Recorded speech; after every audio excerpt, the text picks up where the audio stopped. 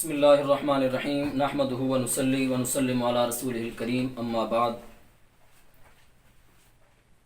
الصلاۃ والسلام علیک یا سیدی یا رسول اللہ وعلی آلک و اصحابک یا سیدی یا حبیب اللہ۔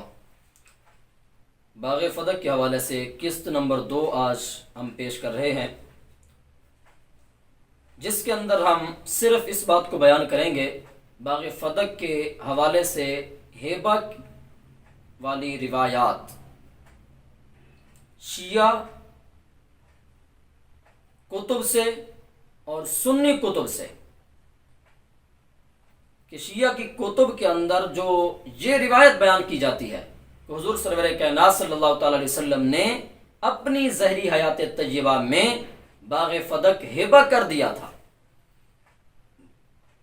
اس کا جائزہ لینا ہے کہ یہ روایت کہاں تک ٹھیک ہے اور کہاں تک درست ہے۔ آپ سنیں گے اور عقل حیران ہو جائے گی کہ کیسا انہوں نے شوشہ چھوڑا ہوا ہے۔ یہ تو ہر وقت خرافات اپنے منہ سے بکتے رہتے ہیں، لیکن اب سننا ان کی اصول کافی محمد بن یعقوب کلینی رازی کی، جس کے راوی علی بن اسبات ہیں، اس روایت کے راوی انہی کے، وہ اس میں لکھتے ہیں کہ فَأَنزَلَ اللَّهُ عَلَى نَبِيِّهِ صلی اللہ علیہ وآلہ وآتِ ذَا الْقُرْبَى حَقَّهُ فَلَمْ يَدْرِ رسول اللہ صلی اللہ علیہ وسلم منہم فراجع فی ذلك جبرائیل ربہ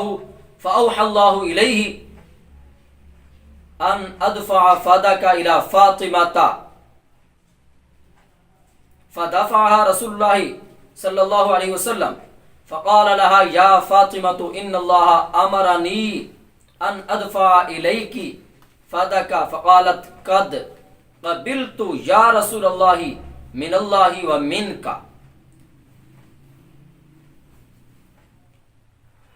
یہ اصول کافی باب الفیع والانفال صفحہ نمبر 354 پہ یہ روایت موجود ہے،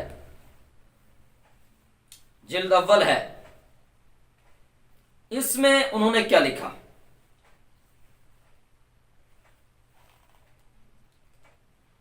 کہ نبی کریم صلی اللہ تعالی علیہ وسلم پر جس وقت اللہ تعالیٰ نے یہ آیت مبارکہ نازل فرمائی وَآتِ ذَا الْقُرْبَى حَقَّهُ،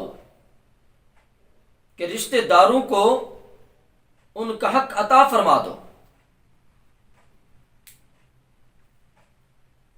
تو حضور نبی کریم صلی اللہ تعالی علیہ وسلم یہ اشارہ سمجھ نہ سکے کہ رشتہ داروں سے کون مراد ہیں، ذی القربیٰ سے مراد کون ہے، اتنے رشتہ دار جو ہیں کس کو دینا ہے، کیا حق دینا ہے، معاذ اللہ نبی کریم صلی اللہ تعالی علیہ وسلم نہ سمجھ سکے۔ فلم یدری رسول اللہ منہم، آپ اس سے کچھ نہ سمجھ سکے معاذ اللہ۔ پھر کیا ہوا، فراجع فی ذلک جبرائیل ربہ، جبریل کو بھی پتہ نہ چل سکا، جبریل بھی اپنے رب کی طرف لوٹا اور اللہ سے جا کر پوچھا، پھر اللہ تعالیٰ نے فاوحی اللہ الیہ، پھر اللہ تعالیٰ نے وحی کی دوبارہ نبی کریم صلی اللہ تعالی علیہ وسلم کی طرف، کیا ان ادفع فدک، کہ آپ کو یہ میں حکم دے رہا ہوں کہ آپ باغ فدق الی فاطمہ، اپنی لخت جگر نور نظر خاتون جنت فاطمہ الزہرا سلام اللہ علیہا کو عطا فرما دو، انہیں دے دو۔ تو نبی کریم صلی اللہ تعالی وسلم نے اپنی لخت جگر کو حضرت خاتون جنت کو بلایا، فدفع رسول اللہ، نبی کریم صلی اللہ تعالی وسلم نے وہ انہیں عطا فرما دیا، اور ساتھ یہ فرمایا کہ اے فاطمہ مجھے اللہ نے حکم دیا ہے کہ یہ باغ میں تجھے دے دوں، امرانی ان ادفع الیک فدک، کہ فدق جو ہے میں تجھے دے دوں، یہ اللہ کا حکم آیا ہے، امر آیا ہے مجھ پر۔ آگے سے خاتون جنت نے عرض کی قبلت یا رسول اللہ من اللہ ومنک، کہ یا رسول اللہ صلی اللہ علیہ وسلم مجھے قبول ہے، اللہ کی طرف سے بھی اور آپ کی طرف سے بھی مجھے قبول ہے۔ یہ ان کی شیعہ روایت ہے کہ جس کے اندر انہوں نے اس آیت کا شان نزول آتِ ذی القربیٰ حقہ کا بیان کیا۔ اب اس کو ہم 2 انداز کے اندر دیکھتے ہیں، اس کا جواب دیتے ہیں۔ پہلا جواب تو اس کا یہ ہم دیتے ہیں کہ کہ جہاں تک آت ذی القربى حقہ، اس آیت مبارکہ کے حوالے میں اصول کافی کے اندر موجود روایت ہے، اس میں شیعہ حضرات کے تمام مترجمین حتیٰ کہ مقبول احمد بھی ان میں شامل ہیں، اور تمام مفسرین نے اس بات کو تسلیم کیا ہے کہ سورۃ روم اور سورۃ بنی اسرائیل دونوں مکی ہیں، اور یہ آیت کریمہ اور یہ الفاظ آت ذی القربى حقہ والے انہی دو مقامات میں، انہی دو صورتوں میں موجود ہیں، اس کے علاوہ نہیں۔ معلوم ہوا کہ گویا کہ مکی زندگی کے اندر نبی کریم صلی اللہ تعالیٰ علیہ وسلم کو یہ حکم دیا جا رہا ہے قرابت والوں کے حقوق کی ادائیگی کا، کہ آپ قرابت داروں کے، رشتہ داروں کے حقوق ادا فرما دیں، انہیں عطا کر دیں۔ لہذا جس وقت یہ آیت اتری، یہ مکہ میں اتر رہی ہے، مکی صورتوں کے اندر موجود ہے، تو جس وقت یہ آیت اتر رہی ہے اس وقت فدق کا نام و نشان ہی نہیں تھا مسلمانوں کے ملک کے حوالے سے، کیونکہ جائیداد مکہ سے ہجرت کے بعد حضور سرور کائنات صلی اللہ تعالیٰ علیہ وسلم کے زیر تصرف آئی تھی فدق والی۔ خیبر کے یہودیوں سے یہ مال فیع اور مال جو باغ فدق تھا، یہ اس وقت حاصل ہوا جب نبی کریم صلی اللہ تعالی وسلم ہجرت کر کے چلے گئے مدینہ المنورہ میں، جبکہ یہ آیت پہلے نازل ہو رہی ہے۔ تو کس قدر جہالت ہے، کس قدر بے باکی ہے، کس قدر مغالطے دیے جا رہے ہیں عوام کو، اور بہکایا جا رہا ہے، گمراہ کیا جا رہا ہے، کہ کیا کوئی عقل مند اس بات کو تسلیم کر سکتا ہے کہ جس چیز کا بھی وجود بھی نہیں ہے، ابھی محبوب علیہ الصلوۃ والسلام کے ملک میں وہ چیز آئی ہی نہیں ہے، مسلمانوں کو فدق حاصل ہی نہیں ہوا، اس کا اللہ تعالیٰ حکم فرما رہا ہے کہ یہ فدق جو ہے اپنی لخت جگر کو دے دو، خاتون جنت کو دے دو، حضرت فاطمہ الزہرا سلام اللہ علیہا کو یہ فدق دے دو، ابھی حاصل بھی نہیں ہوا۔ عجیب سی بات ہے، یہ تو تکلیف مالا یطاق ہے، اور کیا معاذ اللہ تعالیٰ کو علم نہیں تھا کہ فدق تو ابھی میرے محبوب علیہ الصلوۃ والسلام کے ملک میں آیا نہیں، اور میں پہلے حکم دے رہا ہوں کہ فدق اس کو دے دو؟ تو لہٰذا یہ بات من گھڑت اور جھوٹ ہے۔ اور جہاں تک دوسرے طور پر ہم اس کو ایک اور پہلو سے دیکھتے ہیں تو کتنی بڑی گستاخی، جبریل امین کی گستاخی، اور خود حضور سرور کائنات صلی اللہ تعالی وسلم کتنی بڑی گستاخی۔ کیا کہتے ہیں کہ جب جبریل امین یہ آیت لے کر آئے نا آت ذی القربى حقہ، تو حضور سرور کائنات صلی اللہ تعالی علیہ وسلم اس کا مقصد اور مفہوم نہ سمجھ سکے، فلم یدری رسول اللہ منہ، آپ کو اس کو پتہ بھی نہیں چلا کہ یہ کیا مراد ہے، جس کی بنا پر آپ کو جبریل کی پھر ضرورت پڑی۔ پوچھا جبریل تم بتاؤ اس آیت سے اللہ تعالیٰ کی کیا مراد ہے؟ عجیب سی بات ہے، پھر جبریل کو بھی سمجھ نہ آئی اور انہوں نے بھی کوڑا جواب دے دیا، کہا کہ مجھے بھی پتہ نہیں ہے، اور پھر جبریل کو واپس جانا پڑا اللہ تعالیٰ کی بارگاہ، فراجع، پھر جبریل لوٹے اپنے رب کی طرف، پھر اللہ تعالیٰ سے پوچھ کر آئے، تو پھر اللہ تعالیٰ نے فرمایا کہ اس کی مراد، جس کی مراد نہ حضور سمجھ سکے نہ جو ہے وہ حضرت جبریل سمجھ سکے، تو اللہ تعالیٰ نے ارشاد فرمایا اس سے مراد یہ ہے کہ فدق کی جائیداد اپنی بیٹی کو بلا کر ہبہ کر دو۔ جی، لہذا اس کی فہمائش کی خاطر جبریل کو پھر آسمانوں پر جانا پڑا، اور حضور سرور کائنات صلی اللہ تعالی وسلم کے بارے میں، جبکہ شیعہ حضرات کے یہ عقیدہ ہے کہ آپ علیہ الصلوۃ والسلام اور تمام ائمہ اہل بیت ما کان و ما یکون کا علم رکھتے ہیں، تو اتنے علم کے حامل ہونے کے باوجود ذی القربیٰ کا معنی نہ سمجھ سکے، اور ادھر اللہ رب العزت جو کہ بکل شیء علیم ہے، اس نے بھی ایسا حکم دیا کہ جو ایک معمہ بن کے رہ گیا، بلا وجہ حضور صلی اللہ تعالی وسلم کو تردد میں ڈالا۔ کیا اس چکر میں ڈالنے کی بجائے، اتنا تردد دینے کی بجائے اللہ تعالیٰ صاف ہی لفظوں میں یوں فرما دیتا، آتی فاطمہ فدقہ، کہ حضرت فاطمہ الزہرا سلام اللہ علیہ کو فدق عطا کر دو تو بات ہی ختم ہو جاتی. یہ وہ شیعہ روایت تھی جس کا ہم نے آپ کے سامنے جائزہ پیش کیا کہ کس روایت سے یہ شور مچاتے ہیں. کون سی روایت ہے کہ جس کے اندر جو آیا کہ نبی کریم صلی اللہ علیہ وسلم نے باغ فدق اپنی زندگی کے اندر، اپنی زہری حیات طیبہ کے اندر خاتون جنت سلام اللہ علیہ کو ہبہ کر دیا تھا. یہ وہ روایت ہے. اور دوسری طرف ہم اس کی سنی روایت دیکھتے ہیں. سنیوں کی کتاب کے اندر بھی یہ روایت جس انداز میں موجود ہے ہم اس کا جائزہ لیتے ہیں. یہ مشکات المصابیح ہے، اس کی دوسری جلد، اس کے صفحہ نمبر 369 پر حضرت مغیرہ رضی اللہ تعالیٰ عنہ سے روایت ہے. یہ مغیرہ تابعی ہیں، صحابی مغیرہ بن شعبہ نہیں ہیں. اور ایسے ہی یہ ہماری سنن ابو داؤد شریف، اس کے اندر بھی یہ روایت موجود ہے. اس کی بھی دوسری جلد، اس کے اندر بھی وہ روایت موجود ہے.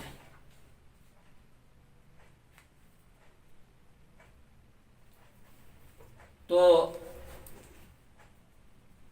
مزید اس حوالے سے یہ بھی یاد رکھنا کہ اس سے وہ اعتراض بھی رفع ہو جائے گا. یہ جو ایک اور بات کرتے ہیں کہ اگر سرکار صلی اللہ تعالی علیہ وسلم نے نہیں دیا تھا تو پھر جب حضرت عمر بن عبدالعزیز رضی اللہ تعالیٰ عنہ کا مبارک زمانہ آیا تو انہوں نے جو ہے باغ فدق کو پھر اولاد فاطمہ الزہرا سلام اللہ علیہ کے حوالے کر دیا اور کہا کہ یہ میں اسی حالت پر لوٹاتا ہوں جس طرح رسول اللہ صلی اللہ علیہ وسلم کے زمانے میں تھا، تو تمہیں اس کا مالک بناتا ہوں. اس کا راز بھی افشا ہو جائے گا. اب دیکھیں وہ روایت میں آپ کے سامنے پڑھنے لگا ہوں. عن المغیرہ قال ان عمر بن عبد العزیز جمع بنی مروان حين استخلف فقال ان رسول الله صلى الله عليه وسلم كانت له فدق فكان ينفق منها ويعود منها على صغير بني هاشم ويزوج منها أجمهم وإن فاطمة سألته أن يجعلها لها فأبى فكانت كذلك في حياة رسول الله صلى الله عليه وسلم حتى مضى لسبيله فلما أن ولي أبو بكر عمل فيها بما عمل رسول الله صلى الله عليه وسلم في حياته حتى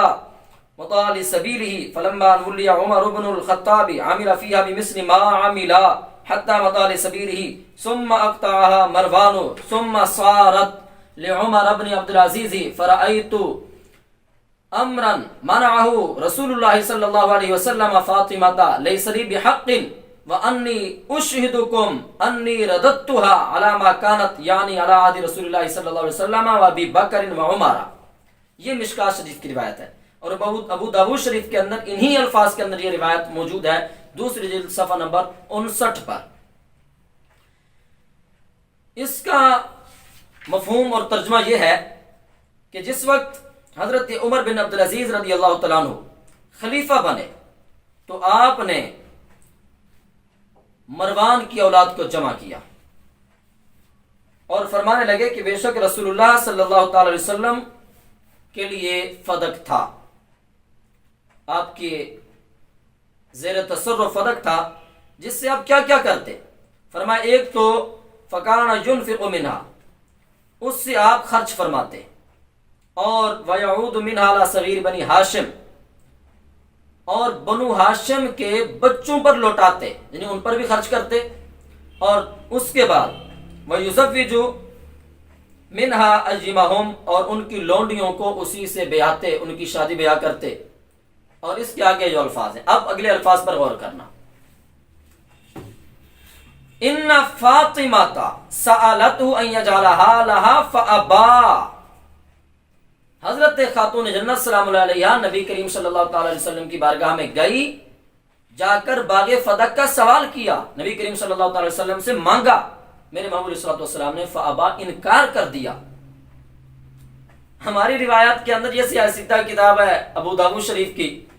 اور مشکات شریف کے اندر بھی یہ بات موجود ہے. اس میں تو یہ آ گیا کہ نبی کریم صلی اللہ تعالی علیہ وسلم نے خود باغ فدق دینے سے انکار کر دیا، تو اگر صدیق اکبر نے انکار کر دیا تو اس پر اعتراض آ گیا. اگر اس روایت کو دیکھا جائے تو سیدنا صدیق اکبر نے تو سنت رسول پہ عمل کیا ہے کہ فدق کا مالک نہ رسول اللہ صلی اللہ تعالی وسلم نے اپنی بیٹی کو بنایا تھا اپنی زندگی میں، اور نہ سیدنا صدیق اکبر نے بنایا ہے۔ تو آپ علیہ السلام نے انکار کر دیا، فکانت کذالک فی حیات رسول اللہ صلی اللہ علیہ وسلم، حتیٰ کہ کہتے ہیں کہ نبی کریم صلی اللہ تعالی وسلم کی پوری زندگی میں اسی حالت پر رہا، یعنی آپ نے کسی کو وہ مالک نہیں بنا دیا تھا، جیسے پیچھے آیا کہ آپ علیہ السلام اس سے خرچ فرماتے رہتے ہیں۔ اور پھر اس کے بعد حتی مضى علیہ سبیل نبی کریم صلی اللہ تعالی وسلم چلے گئے، پھر سیدنا صدیق اکبر خلیفہ بنے، تو انہوں نے ویسے عمل کیا۔ اب یہ بات بھی قابل غور ہے، حضرت سیدنا صدیق اکبر نے اپنی ملک میں نہیں رکھا، اپنی اولاد پہ خرچ نہیں کیا۔ کیسے کیا؟ کہا کہ عامل فیہا بما عمل رسول اللہ صلی اللہ علیہ وسلم فی حیاتہ، نبی کریم صلی اللہ تعالی وسلم جیسے اپنی زندگی میں اسے خرچ کرتے تھے، سیدنا صدیق اکبر بھی ویسا خرچ کرتے رہے۔ حتی مضى علیہ سبیل، حضرت سیدنا صدیق اکبر بھی تشریف لے گئے۔ اس کے بعد حضرت سیدنا عمر امیر المومنین خلیفۃ المسلمین فاروق اعظم رضی اللہ تعالیٰ عنہ خلیفہ بنے، تو انہوں نے بھی عامل فیہا بمثل ما عملا، جیسے رسول اللہ صلی اللہ علیہ وسلم نے اور حضرت سیدنا صدیق اکبر نے اس میں عمل کیا، اس کو خرچ کیا، ویسے ہی حضرت عمر فاروق اعظم رضی اللہ تعالیٰ عنہ بھی خرچ کرتے رہے۔ اور اس کے بعد کچھ عرصہ گزرتا رہا، باقی خلیفے بنتے رہے، تو پھر کہا کہ مروان نے اپنے قبضے میں اس کو لے لیا تھا، اس کو تقسیم کر دیا تھا، اپنے قبضے اپنی ملک میں لے لیا تھا۔ پھر ثم صارت، جس وقت حضرت عمر بن عبد العزیز رضی اللہ تعالیٰ عنہ خلیفہ بنے، تو آپ نے فرمایا فرأیت امرا، میں نے ایک ایسی بات، ایک ایسا عمل، ایک ایسا معاملہ دیکھا ہے کہ نبی کریم صلی اللہ تعالی علیہ وسلم نے اپنی بیٹی، اپنی لخت جگر، نور نظر حضرت فاطمہ الزہرا سلام اللہ علیہا کو وہ باغ دینے سے انکار کر دیا، منعہ، نبی علیہ السلام نے نہ دیا، ان کو روک رکھا۔ تو اب فرمانے لگے لیس بلی بحق، اب میرا بھی حق نہیں بنتا کہ اس کو میں اپنے قبضے میں رکھوں، اپنی ملک میں رکھوں۔ تو فرمایا وانی وشہدکم، میں تمہیں اس بات پر گواہ بناتا ہوں کہ میں یہ باغ فدق لوٹاتا ہوں اس حالت پر، جس حالت پر یعنی علی عہد رسول اللہ و ابی بکر و عمر، جس حالت میں یہ سرکار صلی اللہ علیہ وسلم کے زمانے میں تھا، جہاں جہاں سیدنا صدیق اکبر کے زمانے میں خرچ ہوتا رہا، اور جن جن ہستیوں پر حضرت سیدنا عمر فاروق اعظم رضی اللہ تعالیٰ عنہ کے مبارک زمانے میں یہ خرچ ہوتا رہا، فرمایا کہ میں بھی اس کو اسی حالت پر لوٹاتا ہوں، ویسے ہی خرچ کرتا رہوں گا۔ اب اس روایت سے کتنی باتیں معلوم ہوئی؟ ایک بات تو یہ معلوم ہو گئی کہ نبی کریم صلی اللہ تعالی علیہ وسلم نے باغ فدق ہیبہ نہیں کیا تھا، یہ ان کی خرافات اور بکواس ہے، یہ جو کہتے ہیں کہ نبی کریم صلی اللہ علیہ وسلم نے اپنی زندگی میں باغ فدق ہیبہ کر دیا تھا، یہ جھوٹ ہے، غلط ہے، روایت کے اندر یہ آ گیا، سیاستہ کی صحیح روایت ہے۔ اور دوسرے نمبر پر یہ بات بھی واضح ہو گئی کہ سیدنا صدیق اکبر نے نہ دے کر سنت رسول صلی اللہ تعالی وسلم پر عمل کیا ہے۔ تیسرے نمبر پر جن کا وہ اعتراض بھی ختم ہو گیا کہ کہتے ہیں کہ اگر ہیبہ نہیں کیا تھا تو پھر عمر بن عبد العزیز رضی اللہ تعالیٰ عنہ نے کیسے جو ہے وہ لوٹایا، پھر واپس کیا؟ آپ نے اولاد خاتون جنت سلام اللہ علیہا کو، سیدات کو واپس نہیں کیا تھا، ان کو مالک نہیں بنایا تھا۔ روایت میں دیکھیں الفاظ ہیں کہ آپ رضی اللہ تعالیٰ عنہ نے اس کو اس حالت پر لٹا دیا تھا جس حالت میں وہ ان شخصیات، ان ہستیوں کے مبارک زمانے کے اندر تھا۔ اور کس پر تھا؟ وہ قرآن سے ہم پچھلے درس میں پیش کر چکے ہیں کہ یتیموں کا، مسکینوں کا، مسافروں کا، اور نبی کریم صلی اللہ تعالی وسلم کے رشتہ داروں کا۔ بلکہ اس پر تو یاد رکھنا کہ یہ بات واضح طور پر موجود ہے کہ حضرت سیدنا صدیق اکبر رضی اللہ تعالیٰ عنہ نے قسمیہ کہا تھا، یہ آگے ہم تیسرے سبق کے اندر اور تیسری قسط میں پیش کریں گے کہ آپ نے قسمیہ کہا تھا کہ اے اہل بیت، اے میرے محبوب صلی اللہ علیہ وسلم کی بیٹی لخت جگر نور نظر، پہلے آپ کی ضروریات کو پورا کیا جائے گا، جو بچے گا مدینے کے فقراء میں تقسیم کر دیا جائے گا۔ اللہ تعالیٰ کی بارگاہ میں التجا ہے کہ اللہ تعالیٰ ہمیں حق سمجھنے کی اور حق پر عمل کرنے کی توفیق عطا فرمائے۔ آمین بجاہ النبی الامین، وآخر دعوانا الحمدللہ رب العالمین۔